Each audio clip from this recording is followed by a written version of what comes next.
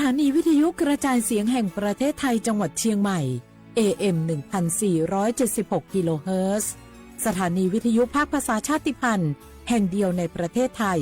ที่มีความทันสมัยเชื่อถือได้สร้างอัตลักษณ์กลุ่มชาติพันธุ์สู่สากล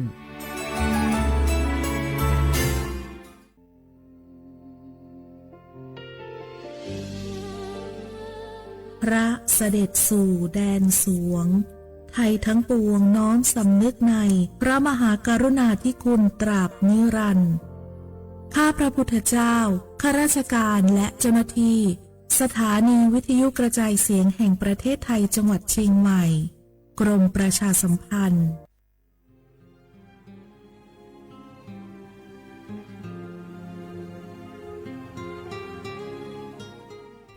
This is a moment of profound grief for the Kingdom of Thailand.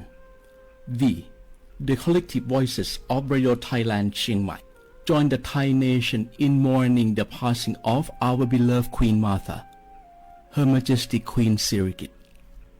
Her life was a testament to the unwavering service, grace, and deep love for the Thai people. Our humble condolences and thoughts are with His Majesty the King, the royal family, and all the Thai people during this deeply sorrowful time. We will remember her forever.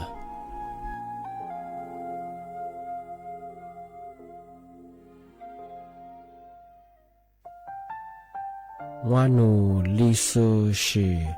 tami kunawa jama amusa nima aku tili sango wanu watsuma aku fama ko watuwa ma tili shikwali pudu tami kunawa jama wanu lisu shi za khwazapo ama he taho lele tili nima jaja nima tili sajangoรากฐานสังคมไทยตั้งแต่อดีตจนถึงปัจจุบันเคารพเทิดทูนสถาบันพระมหากษัตริย์เป็นศูนย์รวมจิตใจที่เหนียวแน่นของคนไทย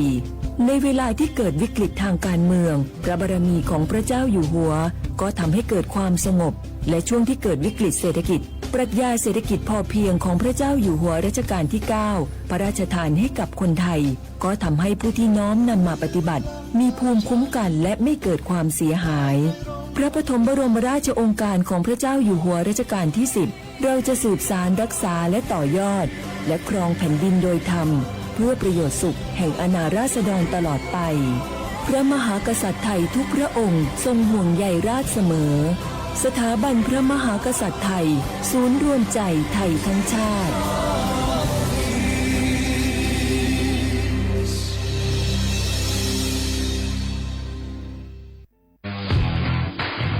รัฐบาลไทยประกาศสงครามสแกมเมอร์รัฐบาลจึงได้ประกาศสงครามกับสแกมเมอร์ในฐานะที่สแกมเมอร์เป็นวาระแห่งชาติและในวันนี้ผมก็ได้ใช้โอกาสนี้มารายงานความคืบหน้าและเน้นย้ำถึงสิ่งที่เราต้องร่วมกันทำต่อไปรัฐบาลได้จัดตั้งคณะกรรมการอำนวยการป้องกันและปราบปรามอาชญากรรมทางเทคโนโลยีขึ้นมาโดยมีผมเป็นประธานด้วยตนเองเพื่อให้ทุกหน่วยงานทำงานไปในทิศทางเดียวกันเราได้มีการลงนามบันทึกความเข้าใจระหว่าง 15 หน่วยงานหลักทั้งภาครัฐและภาคเอกชนตลอดจนสถาบันการเงินเพื่ออุดช่องโหว่ทางการเงินและตัดเส้นทางเงินของกระบวนการอาชญากรรมเหล่านี้ให้สิ้นซากรวมพลังคนไทยต้านภัยสแกมเมอร์นายอนุทินชาญวีรกูลนายกรัฐมนตรี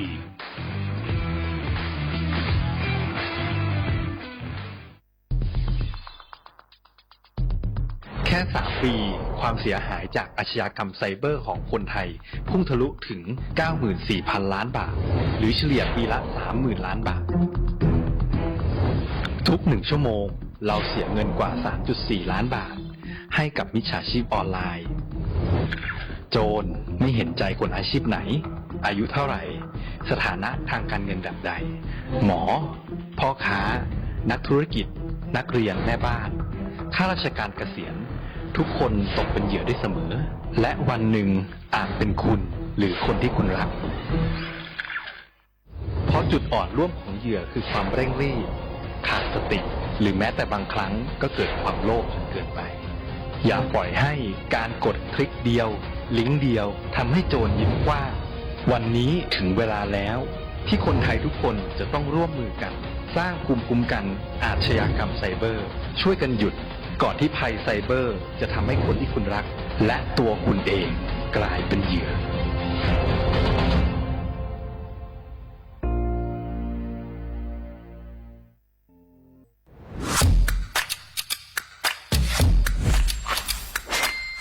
กลับมาแล้ววันนี้กับโครงการคนละครึ่ง plus รัฐออกครึ่งประชาชนออกครึ่งช่วยเศรษฐกิจไทยหมุนเวียนเติบโต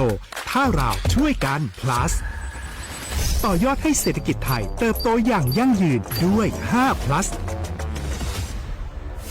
plus ที่ 1 เพิ่มช่วงอายุผู้เข้าร่วมโครงการจาก18ปีเป็น16ปี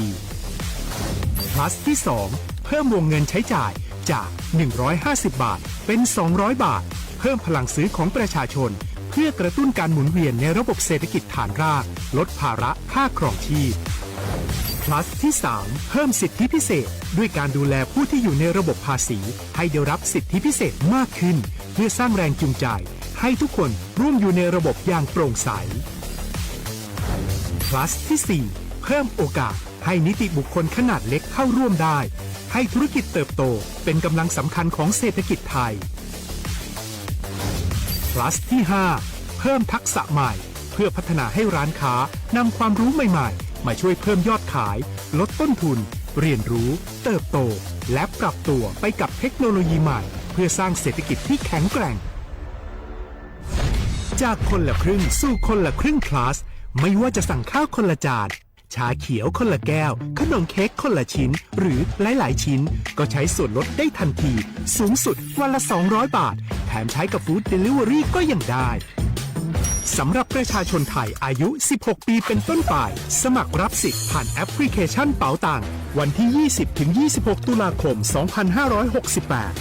สำหรับร้านค้าที่สนใจร่วมโครงการสมัครได้ผ่านแอปถุงเงินวันที่ 15 ตุลาคมถึง 19 ธันวาคม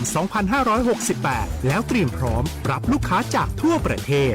เพราะนี่คือโครงการที่คนไทยทุกคนช่วยกัน plus เพื่อให้เศรษฐกิจไทยโตไปพร้อมกัน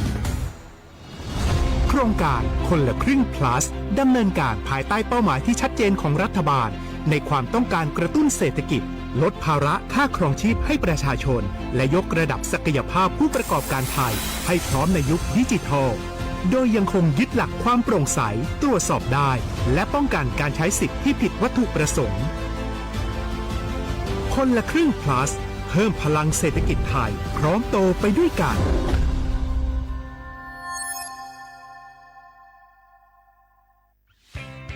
เส้นทางสายหมอกที่สวยที่สุดในเมืองแพร่กำลังรอทุกคนไปวิ่งด้วยกันครับทุกก้าวของคุณคือพลังของลมหายใจชวนเพื่อนชวนครอบครัวมาวิ่งฝ่าสายหมอกเพื่อโรงพยาบาลแพร่ในวันอาทิตย์ที่ 7 ธันวาคม 2568 บริเวณลานกิจกรรมหลังวัดพระธาตุช่อแฮ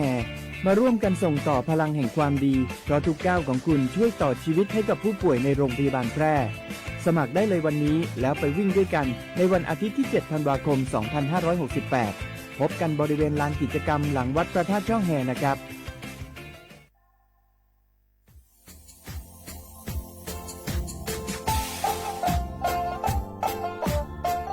น่าถึงมาปีใหม่ซึ่งจีนชมังโงมยาคณะรัฐมนตรีไงมีมติยากกว่าอยู่หัวมองเมื่อเหื่อยกุลาซื้อหาหนีซื้อกูยังไง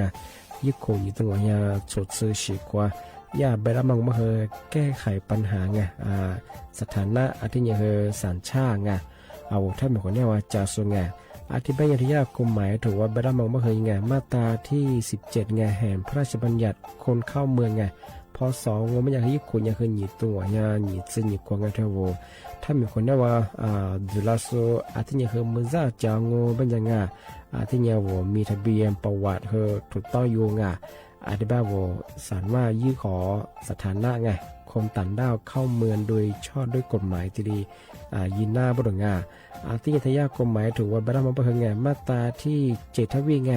แห่งพระราชบัญญัติไงสัญชาติยึดขวงงบไปเฮอพศยังไง2508ไงเอาถ้ามีคนได้ว่าเฮตาสุงโงไม่ยังไงอาทิตย์เนี่ยเฮอาบามันก็จะเฮอามาไงเอาว่าอยู่ในทะเบียนประวัติบุคคลไงอธิบายว่าไม่มีสถานะ ทานทะเบียนมาจุบะครับสามารถยื่นขอสัญชาติไทยที่กรุงเทพมหานครยื่นที่สำนักบริหารการทะเบียนกรมการปกครอง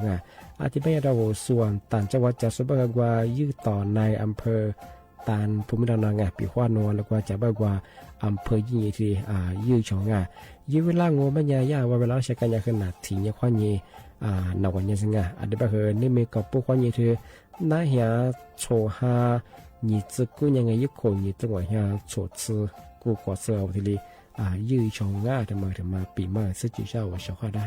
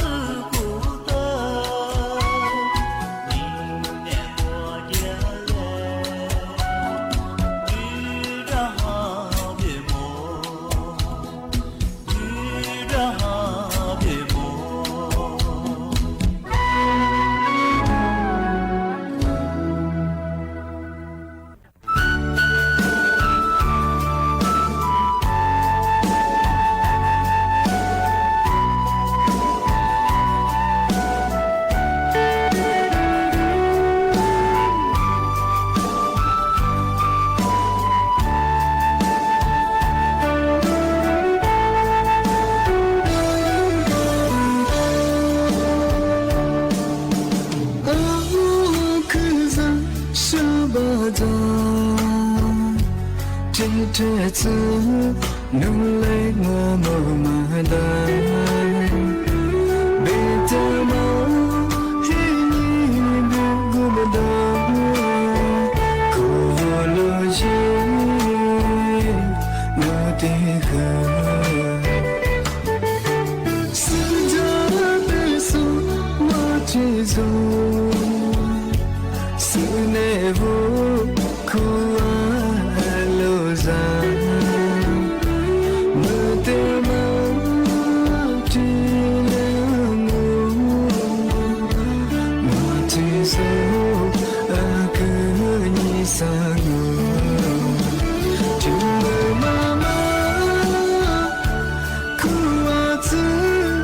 这里来是家的，天天你妈鼓动妈妈走，古天别看的咱们，怎么被了，心里可以被忘了，天雨在天，两地情。solo chỉ là vì sự ra tay mà chỉ tin nuôi thế rồi ra mà nhìn mà sao không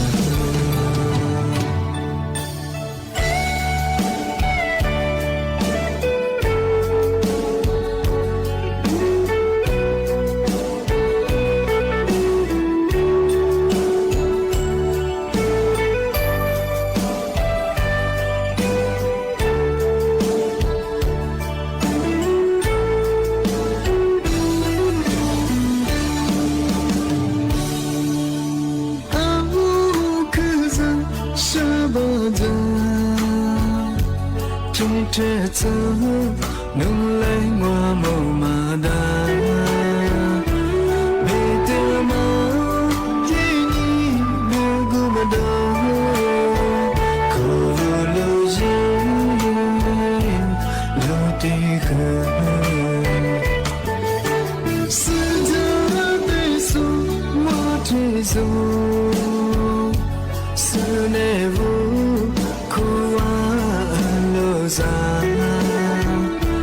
mơ tê mơ chỉ lỡ ngô mà chỉ dấu à cứ như xa ngô chừng mơ mà khu hoa thứ chỉ lấy sự ra đây thế thơ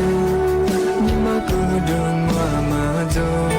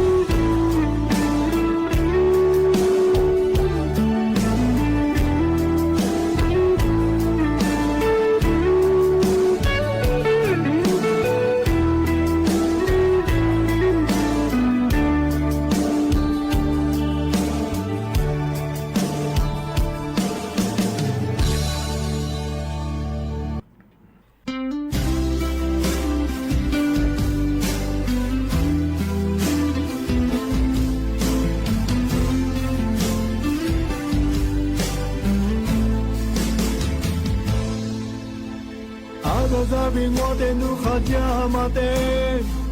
Walo mwani ni masya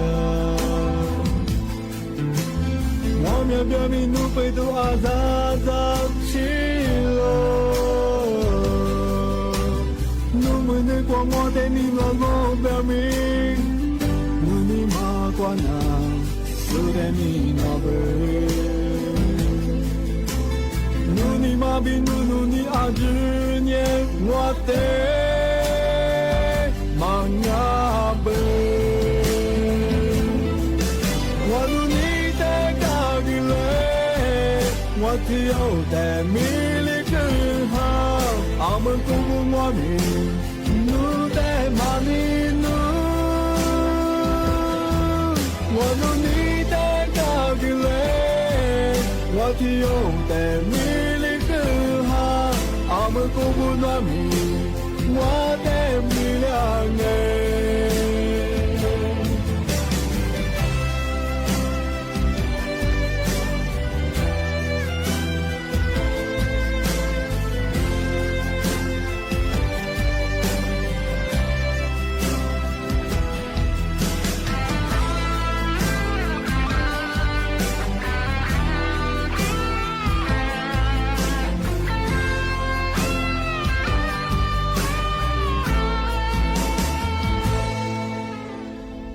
扎比我的努哈加马的，我都莫你马些，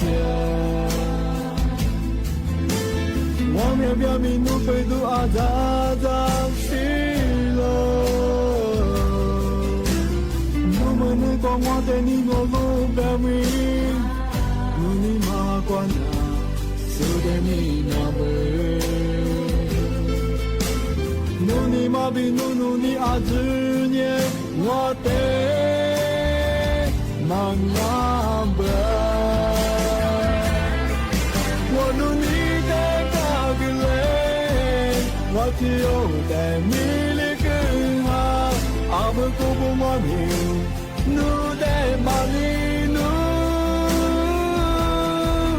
我努尼的嘎比嘞，我只有在米。阿门公不暖米，我的米两哎，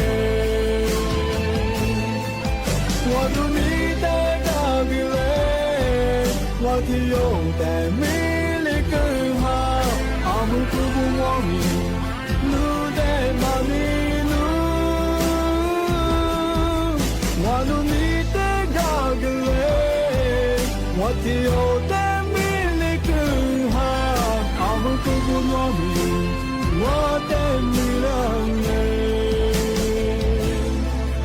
阿门公不暖米，我的米里住。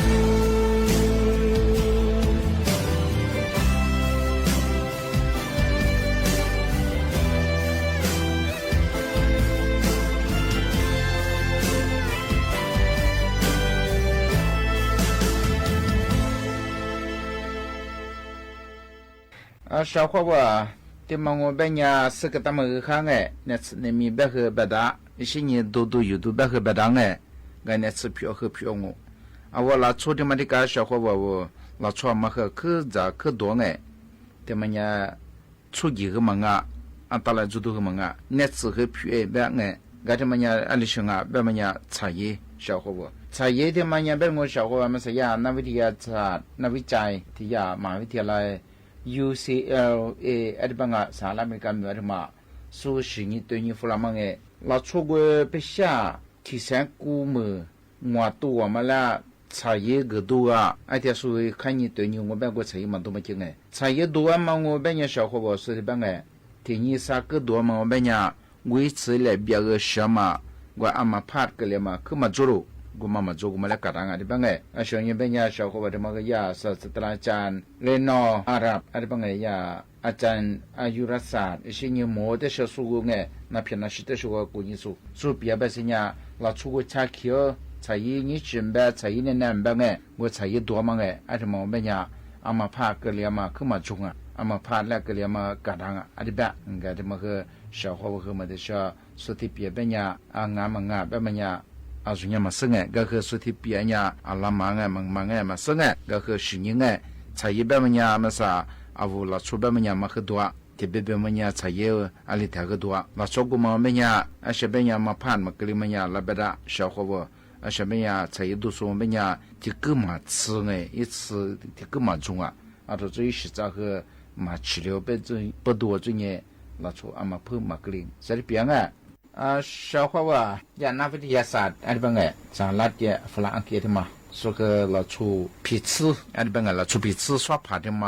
แล้ว十年弗拉嘛某某来的小门บ้าง要说的吧说十年弗拉嘛的什么了老出过อันนี้แต่ที่จื้อ喜欢嘛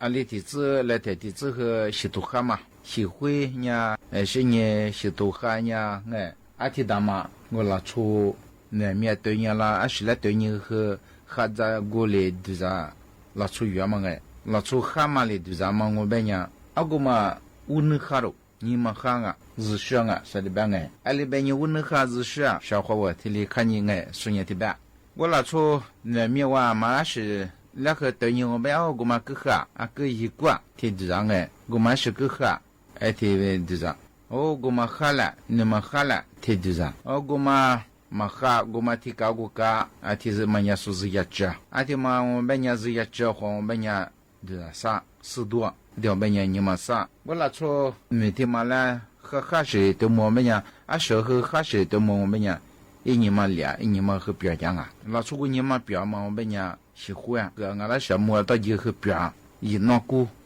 ati mo benya na ma zuru pya ma zu na pya na shi na pya ma zu sai banga nyima tsugu ma zu那么呢，日上啊，说的呗。啊，我那出小伙伴，就看你，我可对着，啊，小和尺度里对着嘛，我那出吃啥的嘛，我们呀对你，嘛那么偏和别当啊个那么去，那出黑地的我，对着啥的我们你嘛苦苦嘛也嘛表，你嘛对我们呀软嘛不对我们呀，过的过面那个。闹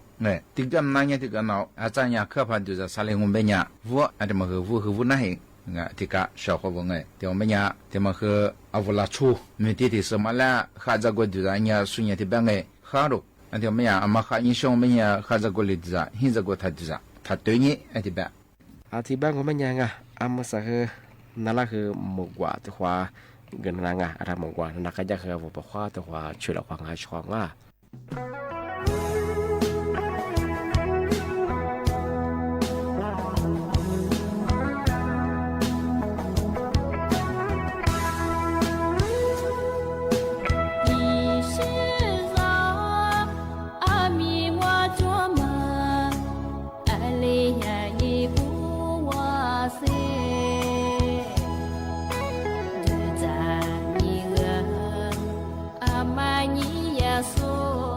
ม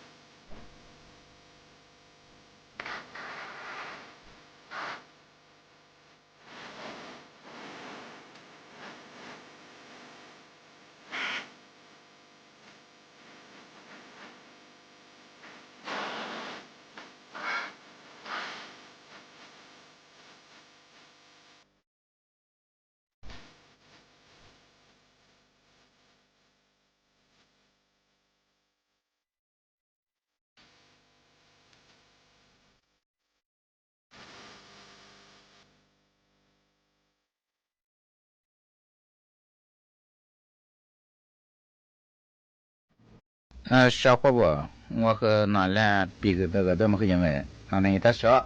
的佩服住这么和的刚哎，小伙伴是个他们家哈哎，我他妈啥呀？法兰安格，他妈一模这个是你法兰嘛哎，说วิทยาศาสตร์这个哇，我拉出不下，说是你法兰嘛两哎，说比个对你我们家拉出个，我刚那个下的度假嘛哎，并且嘛起码哈的下我度假，我刚那个一家嘛我们家。说别把钱呀，业务啦，马来他妈搞大肉，阿里帮哎，啊说业务啦，业务一米嘛的我马来做嘛，阿里嘛搞大啊，沙费马来呀，提费搞大肉，比花我觉得我们的小本当哎，马来沙费吃不足，但我们呀，说别把钱呀。搞大肉，马来两哎，我下本期度假呢，我干嘛干一家呢？是你就把你子嘛和面拿装哎，我拉出下对个，我干嘛干用我们呀，阿里嘛一拿可么中啊，说的别哎。小伙伴，我和那俩那次你们这个哎10 kg那次这个的比个，小伙伴的刚哎，啊我拉出的火锅我们呀，的火锅嘛呀，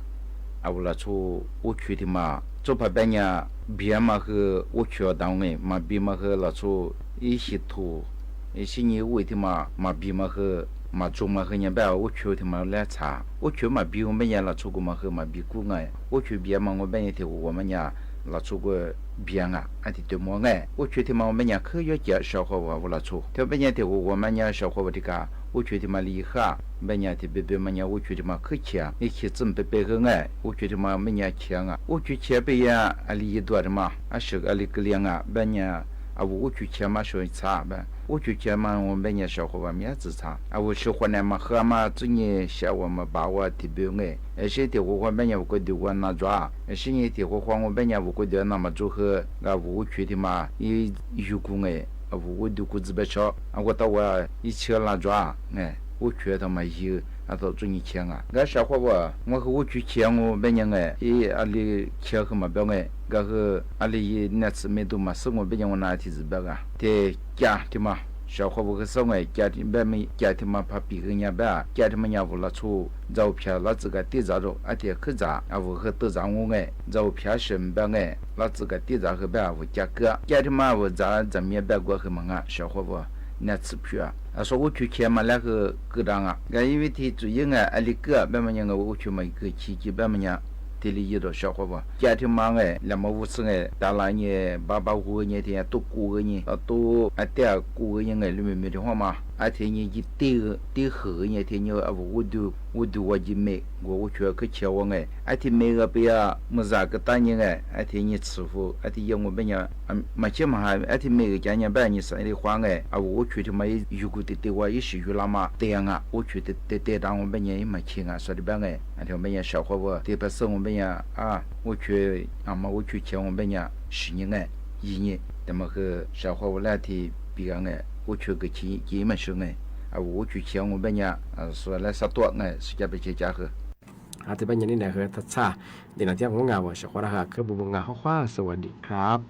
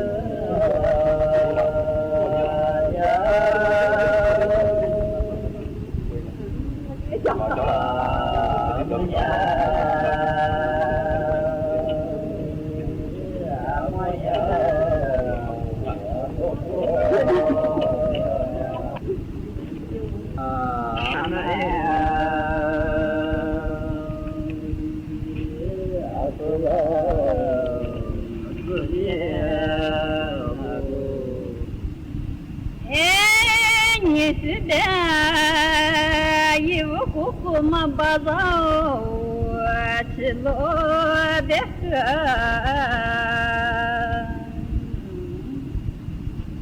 一家了。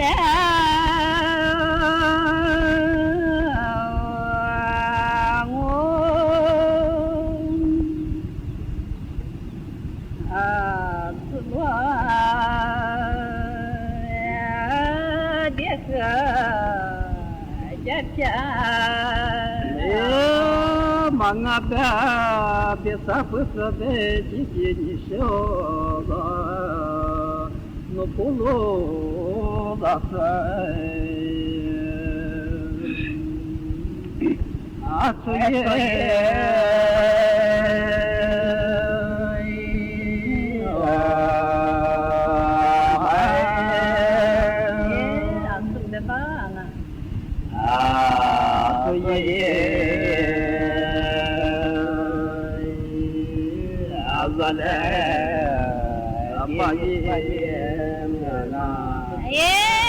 anh nhớ cô nhớ